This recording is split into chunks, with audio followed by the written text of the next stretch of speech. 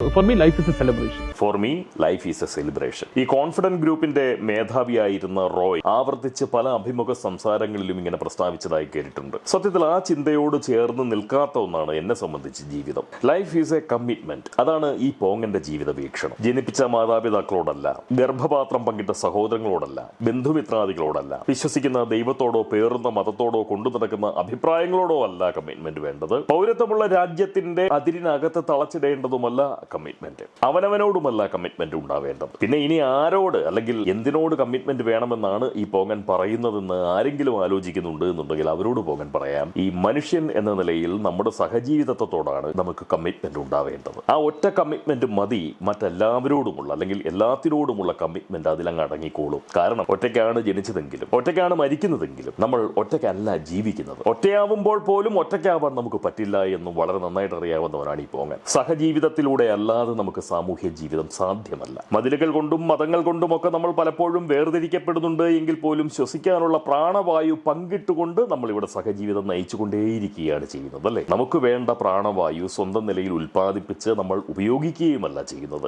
അത് മരങ്ങളും ചെടികളുമാണ് നമുക്ക് നൽകുന്നത്. പകരം അവർക്ക് അന്നം പാകം ചെയ്യാനുള്ള അല്ലെങ്കിൽ ഈ പ്രകാശ സംശ്ലേഷണത്തിന് ആവശ്യമായിട്ടുള്ള കാർബൺ ഡൈ ഓക്സൈഡ് നിശ്വാസത്തിലൂടെ നമ്മൾ അവർക്കും നൽകും. കാട്ടിലെ മൃഗങ്ങൾ പോലും നാട്ടിലെ മൃഗങ്ങളായിട്ടുള്ള നമ്മൾ മനുഷ്യരുടെ ജീവിതത്തെ സഹായിക്കുന്നുണ്ട് എന്നുള്ളതാണ് സത്യം. ശരിക്കും പറഞ്ഞു കഴിഞ്ഞാൽ ഓർമ്മ വയ്ക്കുന്ന അല്ലെങ്കിൽ ഈ ബുദ്ധി ഉറയ്ക്കുന്ന കാലം മുതലല്ലേ നമ്മൾ നമ്മുടെ ജീവിതം തുടങ്ങുന്നുള്ളൂ. സ്വന്തം കാലിൽ നിൽക്കാൻ പ്രാപ്തിയാകുന്ന നിമിഷം വരെ നമ്മൾ എത്രയോ പേരുടെ സഹായം പറ്റിയാണ് ഒന്ന് കാലുറപ്പ് കൈവരിക്കുന്നത്, അല്ലേ? മാതാപിതാക്കളെ കൂടാതെ സ്നേഹമായും തലോടലായും വാത്സല്യമായും ഉമ്മയായും പരിഗണനയായും സഹായമായും പ്രോത്സാഹനമായും പിന്തുണയായും ഒക്കെ എപ്പോഴും നമുക്ക് ചുറ്റും ആരെങ്കിലും ഒക്കെ കണ്ടിരിക്കും. പലരെയും നമ്മൾ ഓർക്കാറ് പോലുമില്ല. നമ്മുടെയൊക്കെ ജീവിത വിജയത്തിന് മിക്കപ്പോഴും വളമാകുന്നത് മറ്റുള്ളവരാണ്. വിജയങ്ങൾക്ക് മാത്രമല്ല, അതിജീവനങ്ങൾക്ക് പോലും. ഞാനിവിടെ എന്റെ മനസ്സിലിരിപ്പുകൾ ഇങ്ങനെ നിങ്ങളോട് പറയുന്നു. എന്നെ കേൾക്കാൻ നിങ്ങൾ കാണിക്കുന്ന ആ സഹനതയും സഹകരണവും സന്മനസ്സുമാണ് എന്റെ ജീവിതയാത്രയ്ക്ക് ഇന്ധനമാവുന്നത്. എന്നെ ചീത്ത വിളിക്കുന്നവർ പോലും അവരുടെ ചെറിയൊരു സമയം എനിക്കായി മാറ്റിവെക്കുന്നുണ്ട്, അല്ലെ? സ്വാഭാവികമായും ജീവിതത്തിന്റെ അടിസ്ഥാനം എനിക്ക്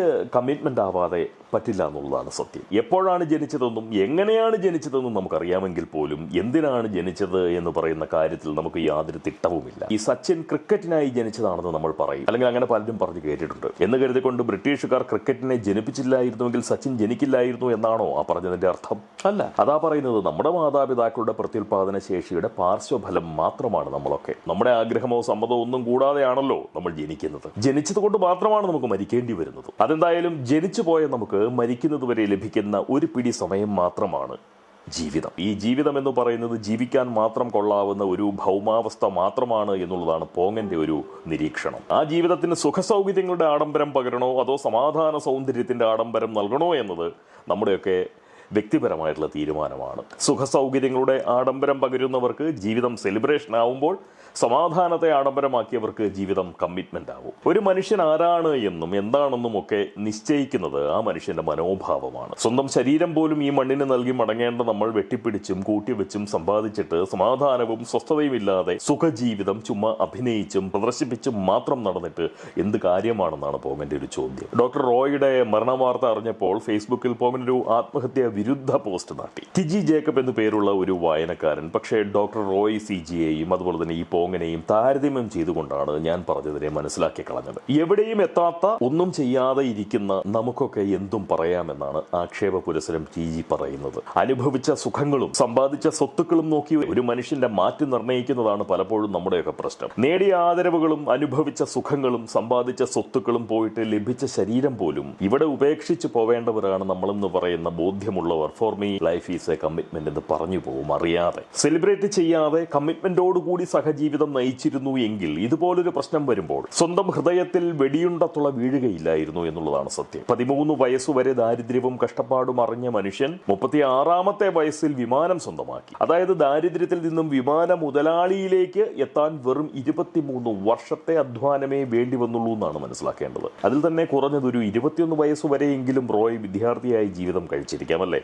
അല്പകാലം ജോലി ചെയ്തിരുന്നു എന്നും പറഞ്ഞു കേൾക്കുന്നുണ്ട്. അങ്ങനെ നോക്കുമ്പോൾ വെറും 10 കൊല്ലത്തെ അധ്വാനം കൊണ്ട് റോയ് വിമാന മുതലാളിയായി. ശേഷമുള്ള 20 കൊല്ലം കൊണ്ട് 10,000 കോടി സമ്പാദ്യമുള്ള കൂറ്റൻ വ്യവസായിയുമായി മാറി. അത്രയും മിടുക്കുള്ള റോയ് മാസശമ്പളക്കാരായിട്ടുള്ള ഏതാനും കേരളീയ ഉദ്യോഗസ്ഥരുടെ റെയ്ഡ് പേടിച്ചു മാത്രം സ്വന്തം ഹൃദയം സ്വയം തുളയ്ക്കുമെന്നാണോ?